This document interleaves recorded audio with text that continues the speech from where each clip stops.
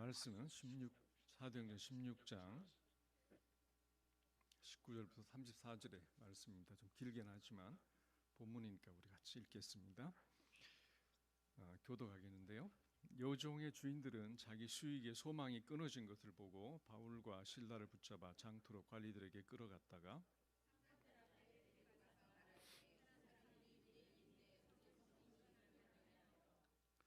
로마 사람인 우리가 받지도 못하고 행하지도 못할 풍속을 전한다 하거늘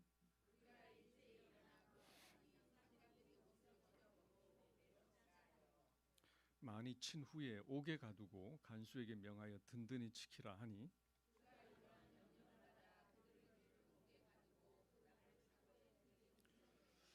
한밤중에 바울과 실라가 기도하고 하나님을 찬송하며 죄수들이 듣더라.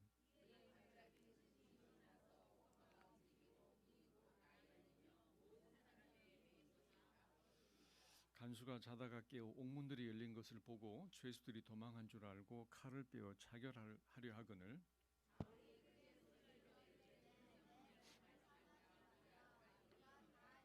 간수가 등불을 달라고 하며 뛰어들어가 무서워 떨며 바울과 실라 앞에 엎드리고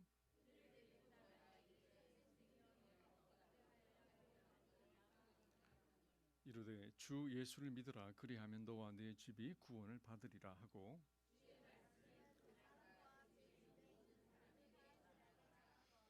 그 밤 그 시각에 간수가 그들을 데려다가 그 맞은 자리를 씻어주고 자기와 그 온 가족이 다 침례를 받은 후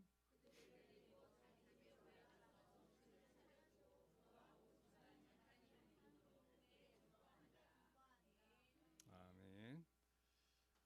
제가 지난주에 명절 때 고향을 갔는데 밤에 잠깐 나갈 일이 있어서 이제 마당을 나갔는데 밤하늘에 별이 너무나 선명하게 보였습니다. 주변이 어두우니까 아주 잘 보였습니다. 자, 우리 인생에도 이제 어두운 밤이 찾아올 때가 있죠. 근데 어떤 사람들은 그 어둠에 묻혀서 살고 어떤 사람은 눈을 높이 들어 별을 바라보고 새로운 소망을 가집니다. 자, 여러분들은 어려운 일이 찾아올 때 어떻게 하시나요? 네, 하나님을 바라보시죠. 네. 자, 오늘 우리가 성경을 지난주에 이어서 계속 16장을 보고 있는데요. 자, 거기에 지금 바울과 실라가 어디에 도착을 했죠? 네, 빌립보에 지난주에 빌립보에 도착했잖아요. 그렇죠? 자, 빌립보는 어떤 성이라고 그랬습니까? 유럽의 첫 관문이라고 그랬죠. 그리고 로마의 식민지라고 그랬습니다. 로마의 퇴역 군인들을 위한 그런 도시고 그 도시에 사는 사람들이 전부 이제 로마 시민이었던 것을 알게 됩니다. 말하자면 로마의 뭐라고 할까요? 특별시라고 그럴까요? 빌립보 특별시 같은 그런 도시입니다. 특별한 지위를 갖고 있는 도시죠. 그 안에 있는 사람들은 다 로마 사람들입니다. 자, 그런데 이 사도 바울이 빌립보에 왔는데 아직도 복음을 제대로 보기도 전에 어떤 일을 당합니까? 억울한 누명을 쓰고 너무나 심한 매질을 당하고 그리고 빛도 들어오지 않는 아주 깊고 컴컴한 감옥에 갇혀버립니다. 매질도 그냥 매질이 아닙니다. 로마 사람들은 몽둥이가 아니고 채찍으로 때렸어요. 채찍에 나비나 또는 뼈조각 같은 걸 이제 달아서 때렸기 때문에 채찍을 휘두를 때마다 살점이 떨어져 나갔습니다. 사도 바울이 고린도후서 11장 25절에 보면 바울이 전도 여행을 하다가 많이 맞았어요. 유대인들에게도 많이 맞았고 또 누구한테도 많이 맞습니까? 이방인들도 많이 맞습니다. 유대인들에게 40에 하나 감한 매를 5번 맞았다고 그랬죠. 40에 하나를 빼니까 몇 대입니까? 39대. 39대를 5번이나 맞았습니다. 그러니까 유대인들은 40 이상을 넘어가지 못하게 했어요. 하나를 빼고 39까지. 근데 로마 사람들은 거의 막 죽을 때까지 막 무제한으로 때렸습니다. 고린도후서 11장 25절 뒤에 보면 3번 태장으로 맞고 1번 돌로 맞고 그랬어요. 그러니까 앞에 건 유대인들한테 맞은 거, 뒤에 건 이방인들한테, 로마 사람들이 그런 사람들한테 맞은 거죠. 그러니까 오늘 이 맞은 이 장면은 아마 태장으로 이제 맞은 걸 겁니다. 그렇게 맞고 피투성이가 되어 발에 착고를 차고 깊은 감옥에 갇혔습니다. 착고가 이렇게 생겼어요. 발을 딱 묶어가지고 도망치지도 못하게 깊은 감옥 속에 이제 넣어버렸습니다. 이렇게 감옥에 갇히면 좀 이 순간이 인생의 어두운 밤이 찾아온 것과 마찬가지죠. 자, 이런 일이 생기면 사람들은 보통 누구를 원망을 하게 되죠. 또 사람을 원망할 수 없으면 누구를 원망합니까? 네, 하나님을 원망하죠.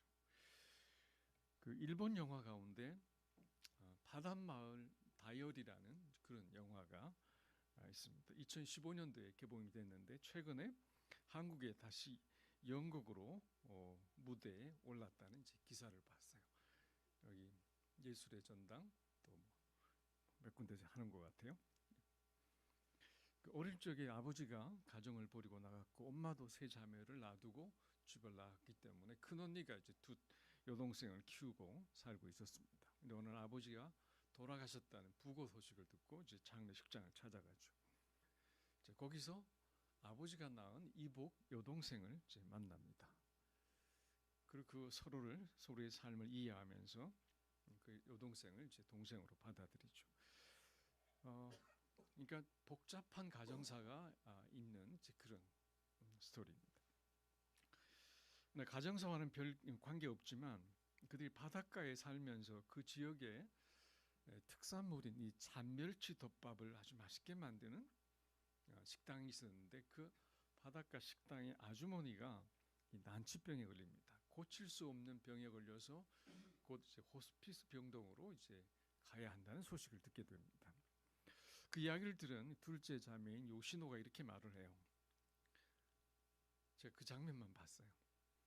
정말 화가 나요. 하나님이라는 작자에게 이렇게 돼 있어요. 정말 화가 나요. 하나님은 작자에게. 이 작자란 말은 사람을 낮추고 부르는 말이죠. 근데 그 기사에 보면 신문 기사에 보면 최근에 올라온 한국에서 올린 그 연극에는 이렇게 이야기합니다. 신이 있다면 그놈한테 너무 화가 난다. 불평한다. 그 말을 들어주던 회사 상사는 대꾸한다. 그러게 신이란 놈 우리를 생각해 주지 않으니까 우리가 우리를 생각해 주는 수밖에 이렇게 이야기를 번역을 그렇게 해놨어요. 기복신앙이 강하고 또 절대신에 대한 관념이 없는 이 다신교 사상이 있는 일본인들이니까 그렇게 표현을 할 수도 있을 거예요. 자신들 생각에 신은 자기들에게 좋은 것을 주어야 하는데 안 좋은 것을 주니까 신을 탓합니다. 만약 그 사람들이 사도 바울이 오늘 이렇게 심하게 매를 맞고 착고에 채워 깊은 감옥에 갇혀 있는 것을 본다면 어떤 생각이 들까요? 더구나 자기 하나님을 위해서 열심히 일하다가 이렇게 비참하고 억울한 일을 당하는 것을 보면 그들이 무슨 말을 할까요? 하나님을 욕하지 않겠습니까? 자, 여러분 자기 뜻대로 일이 안 풀릴 때 여러분 어떻게 하십니까? 하나님 욕은 하지 마시기 바랍니다. 이 신성모독죄는 결코 가볍지 않아요. 애굽에서 나온 이스라엘 백성 1세대가 여호수아와 갈렙만 빼고 모두가 광야에서 죽어간 이유는 하나님과 모세에 대한 원망과 불평 때문이었어요. 불신앙 때문이죠. 자, 오늘 말씀을 보면 바울 일행이 어떻게 매를 맞고 감옥에 들어가게 된 것인가를 보여주는데요. 자, 바울이 한 젊은 여종을 사로잡고 있던 귀신을 쫓아냈습니다. 이 빌립보에서의 이 점치는 귀신의 이름을 원어로 보면 이름이 휘돈의 영이에요. 휘돈의 영. 이 피돈이란 말은 그리스 신화에 나오는 어떤 신탁의 어떤 장소예요. 피돈의 영이니까 신탁의 어떤 그런 영이죠. 그러니까 신탁이란 말은 신이 제사장이나 어떤 대리인을 통해서 자기의 뜻을 이제 계시하고 드러내는 것이 이제 신탁이죠. 그러니까 왕들이나 권세자들이 미래에 자신의 어떤 일을 알기 위해서 또는 신의 뜻을 알기 위해서 그 자리에 이제 나왔던 것이죠. 그러니까 이 귀신이 어떤 귀신인가 하면 미래를 점치는 영이라는 것이죠. 휘돈의 영이니까. 근데 이 점치는 귀신들인 여종이 바울 일행을 따라다니면서 계속 소리를 지르며 그들을 괴롭히고 있습니다. 귀신도 하나님을 알고 하나님의 영이 있는 사람들을 이제 알아보죠. 제가 오래전에 대학생 수련회를 갔는데 오후 시간에 잠깐 쉬는 시간에 제가 이제 강당에서 나와서 어떤 방을 들어갔어요. 간사들이 모여 있는 방에 들어갔는데 갔더니 한 학생이 덩치가 큰 한 남학생이 귀신에 들려가지고 난리를 치고 있습니다. 제가 들어가면서 주여 어떻게 저런 일이 속으로 그렇게 기도를 하고 있었어요. 그랬더니 귀신이 딱 눈을 번쩍 뜨고 나를 쳐다보더라고요. 그러더니 내 이름을 보더니 장원기 보기 싫어 이름을 떼 명찰을 떼라고 계속 난리를 치는 거예요. 그 제가 가만히 있었더니 막 주먹을 들고 막 달려오다가 성령께서 딱 야단치니까 이제 되돌아가더라고요. 결국 쫓겨났지만 이 귀신이 하나님을 알고 하나님의 영이 있는 사람들을 알아보죠. 그러니까 바울과 실라를 그들은 알아봅니다. 그들은 하나님의 사람을 알고 진리를 압니다. 어떻게 말합니까? 이 사람들은 지극히 높은 하나님의 종으로서 구원의 길을 너희에게 전하는 자라 하며 그랬어요. 하나님의 사람을 알고 진리를 그들도 압니다. 그것이 보이니까 이렇게 외치고 다니는 것이죠. 그런데 귀신은 하나님을 알지만 회개하지도 않고 순종하지도 않습니다. 그래서 심판을 받아요. 그것이 귀신의 믿음의 한계예요. 근데 귀신이 며칠 동안 계속 이 사람들은 하나님의 종이며 구원의 복음을 전파하는 사람들이다. 이 말을 계속 며칠 동안 반복하면서 옆에 와서 소리를 치니까 그 진리가 아니라 시끄러운 소음이 되어버립니다. 믿지도 순종하지도 않는 이 귀신이 계속 외치니까 괴로워하던 바울이 결국 그 귀신을 쫓아버리죠. 자, 귀신이 떠나니까 그 요종이 가지고 있던 이 점치는 능력이 사라져 버렸어요. 점을 못 치니까 사람들도 오지 않고 돈벌이를 못 합니다. 그러자 그 요종의 주인들이 바울과 실라를 관리들에게 끌고 가서 고소를 하게 되죠. 여기 보니까 이 요종의 주인이 여럿인 것 같아요. 한 명이 아니고 주인들이라고 돼 있잖아요. 모두 한 가족인지 아니면 공동으로 주인인지 알 수 없지만 요종에게서 귀신이 떠나간 것이 그들에게 큰 손해가 된 것이죠. 자, 그래서 바울과 실라를 어디로 데려갑니까? 시장 광장으로 끌고 갑니다. 그리고 관리들을 통해서 그들의 상관인 로마 식민지의 이 행정관 또는 집정관이라고 하죠.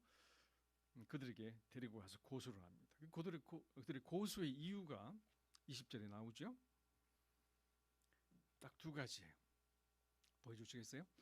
이 사람들이 유대인인데 우리 성을 심히 요란하게 하고 또 로마 사람인 우리가 받지도 행하지도 못할 풍속을 전한다. 이것이 고소의 이유입니다. 자, 그런데 이 사람들이 유대인이다 그랬죠. 그러니까 인종적인 선입견을 지금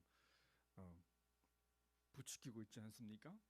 그리고 소요죄, 풍기문란, 미풍양속, 훼손죄, 온갖 죄명을 갖다 붙입니다. 자, 그러나 그들의 이 고소의 근본 이유는 자신들의 수입원을 잃어버린 이 경제적 손실 때문에 그런 것이죠.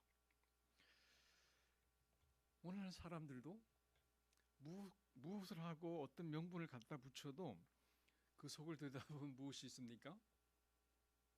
이 돈 때문에요. 수입 때문이죠. 그러니까 오늘날 자본주의 사회와 그 당시와 지금 뭐 그렇게 다르지 않습니다. 자, 그리고 군중들이 어떻게 하죠? 무리들이 합세를 해서 고발을 합니다. 그러니까 이 행정관들도 그 세력과 동조를 하면서 이 재판이 제대로 이루어지지 않고 인민재판처럼 되고 맙니다.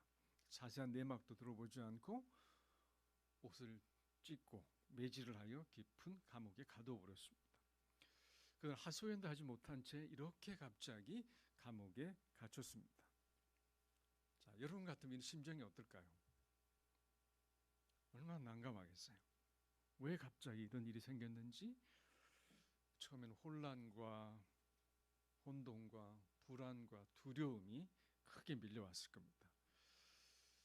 자, 그러나 믿음이 있는 사람들은 이 어둠 속에도 하늘의 별을 바라보듯이 하나님의 인도하심을 찾고 결국 그 길을 발견합니다. 근데 두 사람이 너무 심하게 두드려 맞았기 때문에 거의 녹초가 되었을 겁니다. 밤이 되니까 몸이 좀 회복이 되고 컨디션이 좀 약간 돌아왔을 겁니다. 그래서 그들은 한밤중에 일어나 무엇을 합니까? 기도하기 시작합니다. 이 상황에 대해서 하나님께 아뢰고 인도하심을 구하며 하나님께 집중을 합니다. 이 상황에서도 하나님은 자신들을 알고 계시며 가장 선한 길로 인도하시는 것과 그 고통 너머에 있는 하나님의 그 선하심을 확신하면서 세상이 줄 수 없는 이 든든한 평화가 그들 마음속에 흘러들어오기 시작을 하죠. 그리고 그 다음에 그의 마음속에 찬송이 흐르기 시작합니다. 기도와 찬송을 했다고 성경이 기록합니다. 우리 찬송 가운데 그런 찬송이 있죠. 내 영혼의 극히 깊은 데서 맑은 가락이 울려나네. 하늘 곡조가 언제나 흘러나와 내 영혼을 고이 사네. 평화로다 하늘 위에서 내려오네. 그 사랑의 물결이 영원토록 내 영혼을 덮으소서.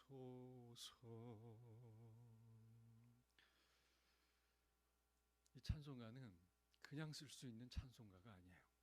그냥 쓸 수 있는 가사가 아니고 이런 경험을 했던 사람이 쓸 수 있는 가사예요. 하나님의 진정한 평강, 어떤 상황과 어떤 환경 속에서도 초자연적으로 우리에게 주어지는 하나님의 평강을 경험해 본 사람들이, 그것을 누려본 사람들이 고백할 수 있는 찬송이죠. 이런 경우에도 원망과 불평과 어떤 짜증과 낙심이 아니라 소망의 하나님 안에서 평안의 노래를 부를 수 있는 사람들, 이 믿음의 사람들이죠. 자, 근데 이 찬송을 부르는데 어떤 일이 일어납니까? 갑자기 지진이 일어납니다. 그래서 감옥의 옥터가 흔들리고 문들이 열리고 발에 채워진 사슬과 착고들이 풀려버렸습니다. 잠을 자다가 깬 간수가 문이 다 열려 있으니까 죄수들이 도망간 줄로 알고, 죄수들이 도망가면 간수들이 자기 목숨으로 그걸 갚아야 되거든요. 자기가 받을 책임과 죽음 때문에 미리 자결을 하려고 칼을 빼들었습니다. 다급해진 사도 바울이 네 몸을 상하게 하지 말라고, 우리가 다 그대로 여기 있다고 급하게 그의 자결을 막아냅니다. 여러분, 감옥의 문이 열렸으면 그 안에 있는 죄수들이 어떻게 해야 되죠? 도망을 가야죠. 왜 안 가고 그대로 있는 것일까요? 그럼 바울과 실라가 감옥에서 무슨 기도를 했을까요? 우리가 어려운 일을 만나면 무슨 기도를 하지요? 하나님, 제발 이 문제 좀 풀어주세요. 이 문 좀 열어주세요. 좀 나가게 해주세요. 그렇지 않습니까? 근데 바울은 그렇게 기도하지 않은 것 같아요. 기도의 목적이 감옥을 빠져나가는 것이었으면 문이 열렸을 때 신속하게 도망을 갔겠죠. 그들의 궁극적인 기도의 목적은 탈옥이 아니고 어려운 환경에 대한 해결도 아니고 그의 기도는 하나님을 바라보는 것이었습니다. 나의 환경이 어찌하든지 하나님을 찬양받을 만한, 하나님은 찬양을 받을 만한 거룩한 분이시기에 나의 어떤 경우 어떤 상황에서도 하나님은 선하신 분이시고 나의 찬양을 받으시기에 합당하신 분임을 고백하는 것이 그의 기도였습니다. 우리도 힘들고 어려울 때 믿음으로 하나님을 바라보고 하나님을 신뢰하며 찬양하고 맡겨진 섬김과 봉사 일을 계속 할 수 있어야 되겠습니다. 바울과 실라가 이 기도와 찬양을 하는 동안에 이 갑작스러운 일이 일어났잖아요. 지진이 나고 터가 흔들리고 모든 것이 풀려버렸습니다. 이 기적이 일어난 것이죠. 놀라운 일입니다. 근데 기적이 일어났어도 도망을 안 갔어요.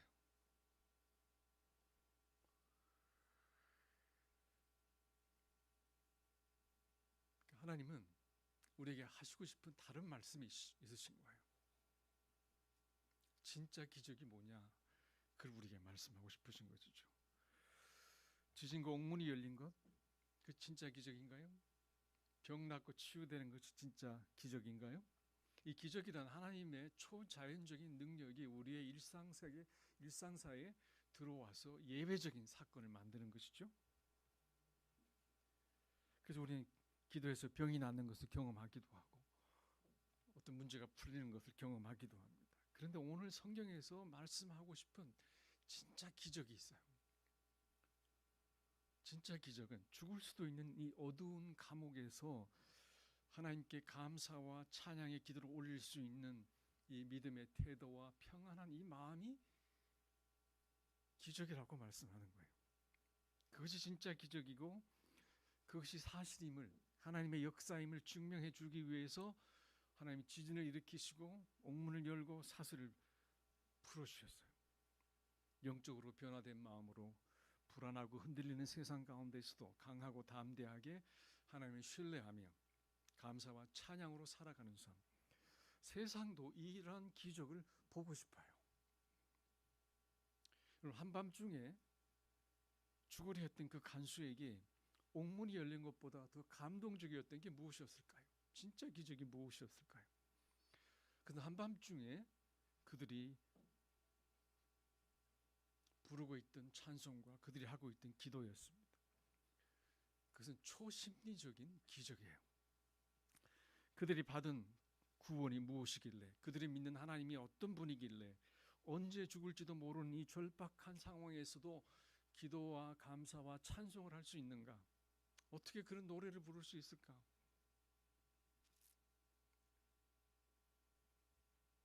자기를 하다가 멈춘 그 간수가 요청을 합니다. 선생님들이여, 내가 어떻게 하여야 구원을 받으리까? 이르되 주 예수를 믿어라. 그리하면 너와 내 집이 구원을 받으리라. 그래서 온 식구가 예수를 믿고 침례를 받으니까 그 집안에 기쁨이 가득했다고 기록하고 있습니다. 어떻게 하여야 구원을 얻으리까? 이런 요청이 우리 주위에서 일어나게 하려면 우리에게 무엇이 필요할까요? 우리에게도 이런 초자연적 기적이 필요하지 않을까요?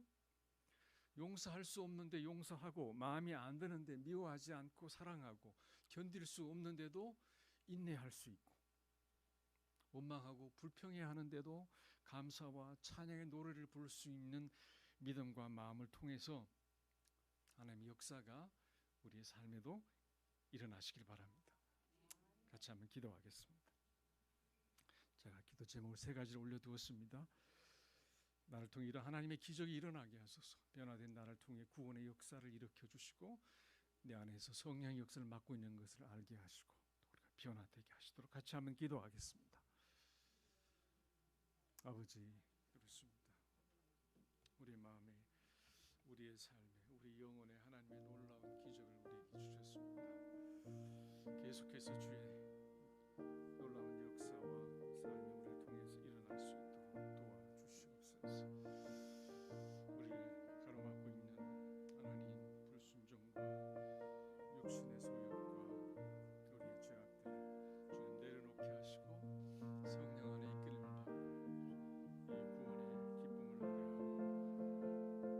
증인으로서의 삶을 온전히 살아가고 순종해 갈 때 하나님의 놀라운 역사가 일어날 줄 믿습니다.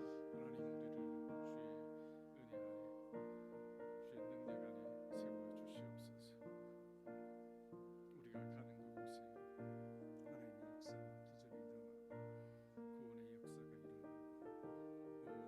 기적이 일어나고 구원의 역사가 일어나고 우리의 마음과 또 주의 사람들의 마음과 심령 속에 변화가 일어나고 하나님의 역사가 일어나는 놀라운 일들이 우리 가운데 생길 수 있도록 도와주시옵소서.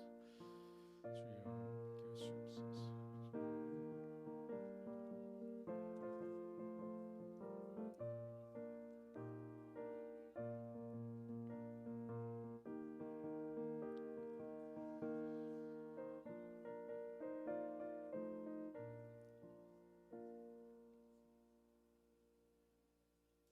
하나님, 오늘도 세상은 하나님의 능력과 그 기적을 기대하고 있습니다.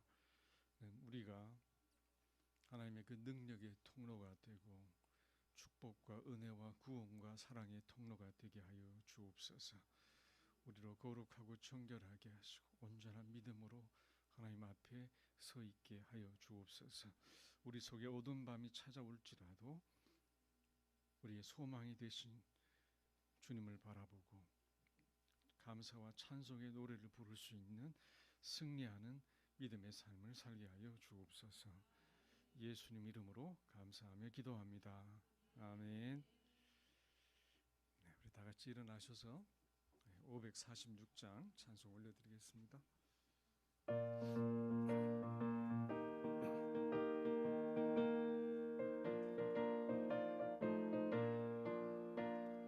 주님 약속하신 말씀 위에서 영원토록 주를 찬송하리라. 소리 높여 주께 영광 돌리며 약속 믿고 굳게 서리라. 굳게 서리 영원하신 말씀 위에 굳게 서리. 굳게 서리 그 말씀 위에 굳게 서리라. 주님 약속하신 말씀 위에서 세상 염려 내게 엄습할 때에 용감하게 힘써 싸워 이기며 약속 믿고 굳게 서리라. 굳게 서리 영원하신 말씀 위에 굳게 서리. 굳게 서리 그 말씀 위에 굳게 서리라. 주님 약속하신 말씀 위에서 영원하신 주의 사랑 힘입고 성령으로 힘써 싸워 이기며 약속 믿고 굳게 서리라. 굳게 서리 영원하신 말씀 위에 굳게 서리. 굳게 서리 그 말씀 위에 굳게 서리라. 주님 약속하신 말씀 위에서 성령 인도하는 대로 행하며 주님 품에 항상 안식 얻으며 약속 믿고 굳게 서리라. 굳게 서리 영원하신 말씀 위에 굳게 서리. 굳게 서리 그 말씀 위에 굳게 서리라. 지금은 우리 주 예수 그리스도의 크신 은혜와 하나님 아버지의 극진하신 사랑하심과 성령님의 감화 감동하시며 능력 주시며 인도하심이 아무리 어두운 인생의 환경과 환난과 고통 속에서도 우리의 소망이 되신 하나님만을 바라보며 그 능력 안에서 하나님을 찬송하며 승리의 삶을 살기를 원하는 주의 사랑하는 믿음의 식구들과 이 교회와 이 나라 위에 지금부터 영원히 함께 있을지어다. 아멘.